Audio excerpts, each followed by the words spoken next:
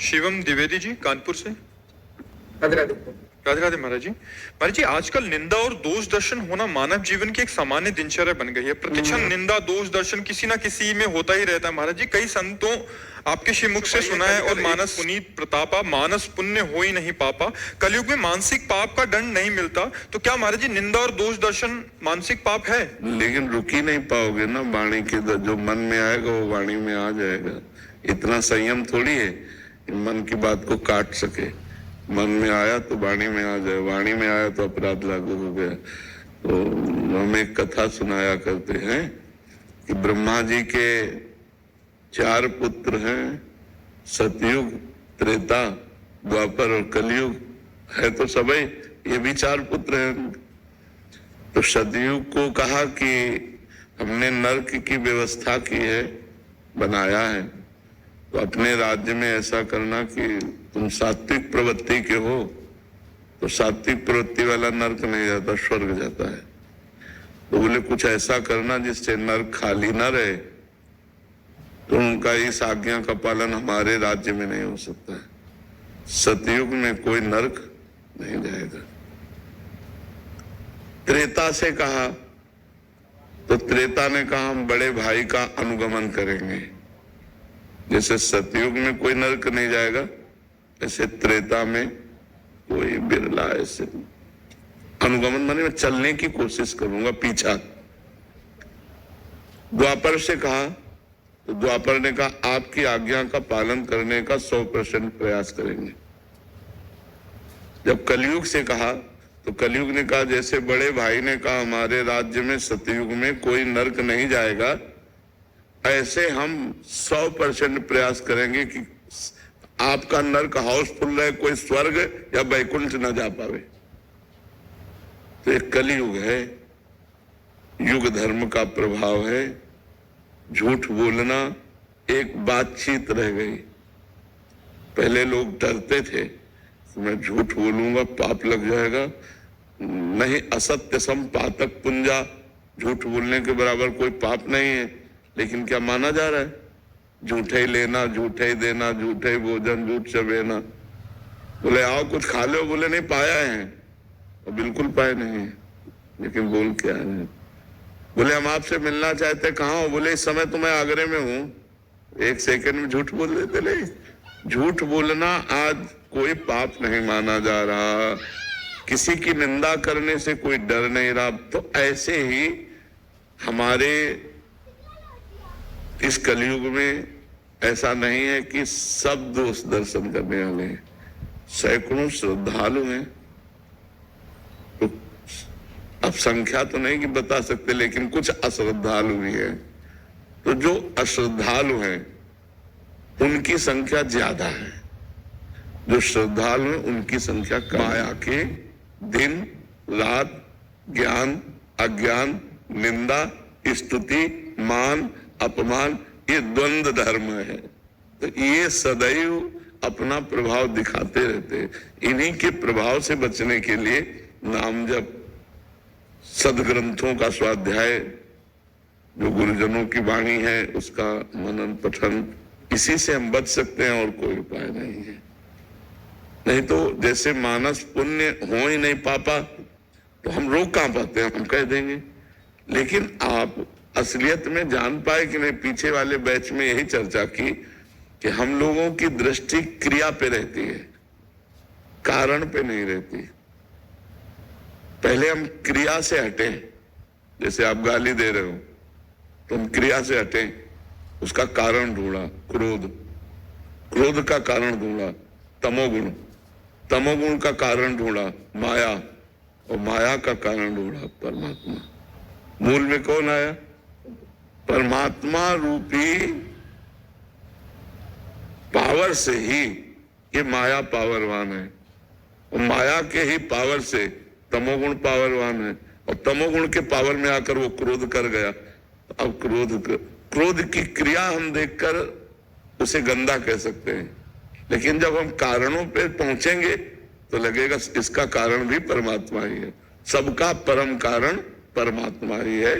जैसे रचना, पालन और संहार तो रचना में तो अच्छा लगता है और पालन में अच्छा लगता है, लेकिन संहार किसको प्रिय पर होता है? उसके तीनों क्रियाएं हैं। इन तीनों क्रियाओं का परम कारण परमात्मा ही है। कठपुतली कितना भी नाचे, विवेकवान कठपुतली को शाबाश नहीं कहेगा। शाबाश कहेगा क्या? या उल्टा या सीधा, ना शाबाश कहेगा ना गाली देगा। नचाने वाले पर दृष्टि जिसकी है वो कठपुतली को शाबाश नहीं कहेगा कि भैया ये क्या है, वो पर्दे के पीछे से अंगुली चला रहा है।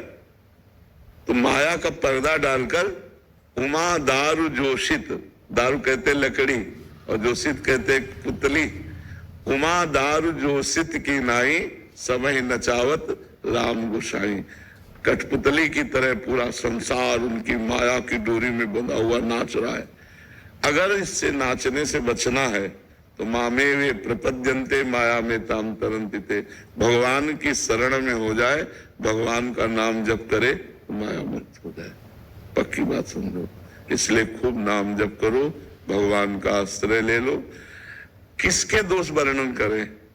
तो हम दूसरे को क्या सफेद हो और दूसरे के काले रजिस्टर भरे हो तो लगे कि संसार में, लेकिन जब सच्चाई की बात अगर पूछी जाए ईमानदारी से, तो इतने सब लोग बैठे हो, कोई बता सकते हो कि आपसे गलती नहीं हुई? अगर हम ईमानदारी से पूछे, वृंदावन धाम में बैठे, गलती होती है? नहीं होती। तो जब हमारे अंदर गलती है और उससे गलती हो रही है तो हमें लौटना चाहिए। बुरा जो देखन मैं चला, बुरा न मिलिया कोई, जो दिल खोजू आपनो तो मुझसे बुरा ना है। तो हमें लगता है कि हमें अपने हृदय को पवित्र करना चाहिए, जिससे हमारी दृष्टि पवित्र हो जाए। देखो गोस्वामी जी की दृष्टि पवित्र हुई तुलसीदास जी महाराज की, तो क्या कह रहे हैं? सिय राम मैं सब जग जानी, करो प्रणाम जोरी जुग पानी। सब सिया राम है और हमको कहां सिया राम दिखाई दे रहे?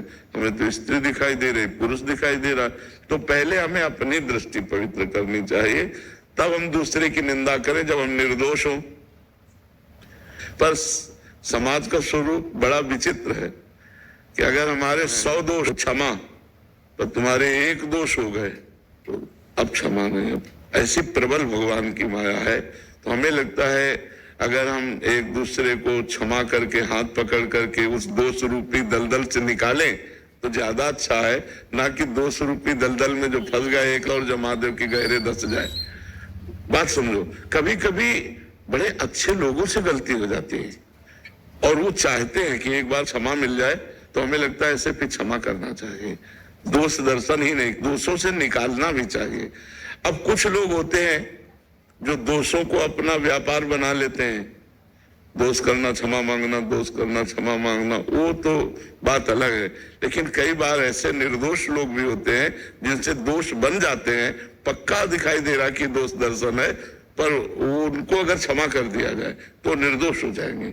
ऐसे तो हमें लगता है कि अगर हमारे आसपास कहीं ऐसे लोग हैं जिनमें हमारा दोष दर्शन होता है तो हमको उनके पास बैठना चाहिए। अगर वो बैठ करके समझें तो हम उन्हें बताएं कि आप ऐसा करते हो, अगर ऐसा रोक दो तो अच्छा। तब तो सत्संगी, तो कई लोग ऐसे होते हैं जो गंदे आचरणों में फंस जाते हैं, उनको सहयोग की जरूरत होती है, प्यार की जरूरत होती है। अगर हम उनको प्यार से, सहयोग से, तो हमें लगता है अगर हम अपने समाज को और अपनी दृष्टि को निर्दोष बनाना चाहें तो हम पहले हम निर्दोष हों और फिर दूसरों को निर्दोष करने की चेष्टा करें। दोषी बनाकर उसे निंदा न करें। देख लिया कि भाई दोष है तो हमारा कर्तव्य है, अगर हमारे पास ज्ञान रूपी साबुन है तो वो दाग मिटा देते हैं, उसका दाग मिटा देते हैं। तो वही सत्संगी हुआ। दोषी को स्वीकार करना ही सत्संगी का कार्य है। अगर अस्पताल में बीमार लोग नहीं जाएंगे तो अस्पताल की महिमा क्या रही? अब हमें बताओ, अच्छा अस्पताल काहे के लिए बना होता है? बीमार लोगों के लिए बना होता है ना। भगवान और संत का दरबार किन के लिए है? सबके लिए है ना। तो हम सब अगर सही लोग ही आकर के, तो क्या महिमा रही? बात तो है कि गलत लोग आए और वो सुधर जाए, तब तो महिमा रही ना। अच्छा, पहला सुधार ये हुआ कि जो संतों को मानते ही नहीं है, गलत आचरणों में लगे हैं, वो आए तो पहली सीढ़ी, हाँ, आए तो आप प्रथम भगत संतन का संगा और निश्चित परिवर्तन होगा, पर समाज बख्शता नहीं है। अगर वो चढ़ना चाहता है तो पैर फैसलाकर पीछे ही ले जाता है। तो हमें लगता है हमारे समाज को ये सहयोग देना चाहिए कि यदि जैसे कोई गलत आचरण वाला है, पक्का रजिस्टर्ड है, और वो संत के पास गया है, तो उसे शाबाशी देनी चाहिए कि आपने हिम्मत की और संत के पास गए, अब एक हिम्मत और कर लो, उनकी बात मान लो। पहला तो कदम बढ़ा दिया, दूसरा कदम बढ़ाओ कि जो असद आचरण करते उनको छोड़ के उनकी बात मान लो, तो संत संग का लाभ मिल जाएगा। तो उत्साह तो बढ़ाना चाहिए, गिरे हुए को उत्साह बढ़ाना चाहिए, ना कि उसे नेगेटिव गिरा देना चाहिए।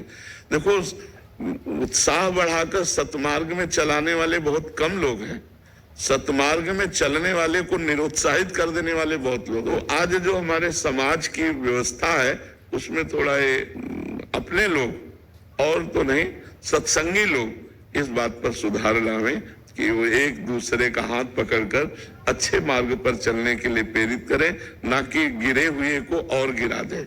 वो तो गिरा हुआ है, उसे यदि आप छोड़ दोगे, गिरा दोगे, तो वो तो गिरा हुआ है। लेकिन अगर प्यार से हाथ मिलाया तो शायद उसका कदम अच्छा चल जाए। अगर विश्व में एक आदमी को भी संभाल दिया तो इससे बड़ा पुण्य नहीं होता। मान लो आप दान पुण्य सब कर रहे हैं, लेकिन एक आदमी को गलत आचरण से बचाकर अच्छे मार्ग में रख दिया, इससे बड़ा पुण्य नहीं होता। सबसे बड़ा पुण्य है किसी एक व्यक्ति को जो गलत राह पे जा रहा है उसे सही राह पर ले आना, ये सबसे बड़ी बात होती है। डॉक्टर बीना मिश्रा जी, मध्य प्रदेश। राधे राधे महाराज जी। महाराज जी, मैं स्त्री रोग विशेषज्ञ हूँ। कुछ दिनों में तीज का व्रत, चौथ, नवरात्रे जैसे व्रत महिलाएं की अटूट श्रद्धा रहती है। महाराज जी, ऐसे समय में गर्भवती गर्भ में पल रहे बच्चे के स्वास्थ्य का ध्यान न देकर व्रत रहती हैं। नहीं रहना चाहिए, क्योंकि उस समय आपके ही खान पान से बच्चे का पोषण होता है।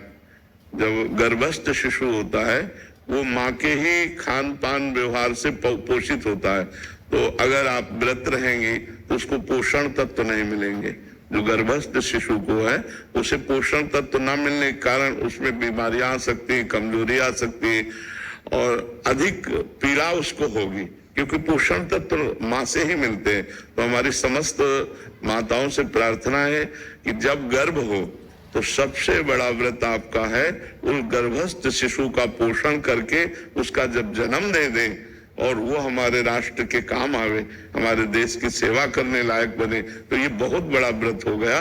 तो उस समय हमें लगता है कि जैसे निर्जला व्रत है या इस तरह के व्रतों का अनुष्ठान न करें, क्योंकि वो गर्भस्थ शिशु का पोषण माँ के ही खान पान से होता है। अच्छे सात्विक पदार्थ पावे और सात्विक वातावरण प्रकट करे, भगवत कथा सुने, ऐसे बाहरी तो करे लेकिन व्रत आदि न रहे। मुझे जैसा लगता है, क्योंकि हमने शास्त्रों में जो पढ़ा है कि माँ के ही द्वारा गर्भस्थ शिशु का पोषण होता है। तो अगर आप 9 दिन व्रत रहेंगे तो उस गर्भस्थ शिशु को वो पोषण तत्व नहीं मिलेंगे। तो इसलिए अब जैसे करवा चौथ आती है उसमें माताएं बहनें निर्जला रहती हैं। अब गर्भस्थ शिशु को यदि नहीं पोषण तत्व मिलेंगे तो व्याकुल हो जाएगा ना, परेशान हो जाएगा। वो प्रतिक्षण जो नाभि में नली होती है वो माँ के ही उस शारीरिक नसों से जुड़े होती है, जिससे पोषण तत्व से जाता रहता है। जैसे नाल कहते हैं ना, नाभि से, हाँ, वो पोषण तत्व जाता रहे।